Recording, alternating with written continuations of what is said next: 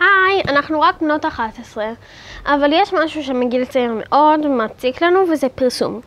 מפריע לנו שאפילו פרסומות פשוטות כמו קולה הופכות להיות משהו נורא שוביניסטי. הנה דוגמה.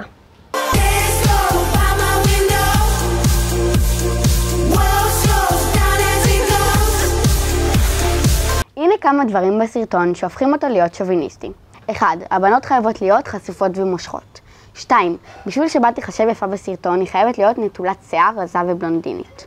3. הבנים חייבים להיות שריריים ומושכים. בקיצור, בפרסומות הכי פשוטות חייב להיות משהו שקשור למיניות ולסקס. היינו רוצות שיהיו פרסומות שיראו מי אלו באמת בנות, שהן גם מצחיקות, מוכשרות וחכמות, ולא רק יפות ומושכות. לא שזה רע, כן? לדוגמה הפרסומת הזאת.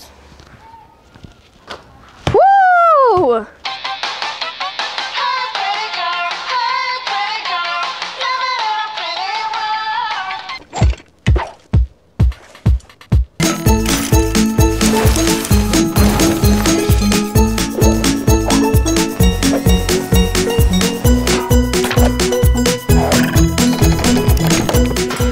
אני נגד פרסומות של מיניות וסקס, כי משתמשים בבחורה כמו על חפץ, וזה צריך להשתנות. כי אני חושבת שלאישה יש דברים הרבה יותר חשובים, רק ממראה חיצוני.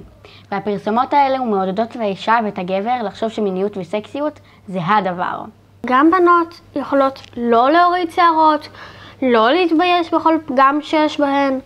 פרסומות גורמות לנערות לרצות להיות חלקות, חשופות, מושכות וסקסיות. לאישה יש הרבה יותר מזה, הרבה. לדוגמה, פרידה קאלו, שהיא דוגמה מצוינת עבורי להיות גאה במי שאני, חבל שהיא לא מופיעה בפרסומות.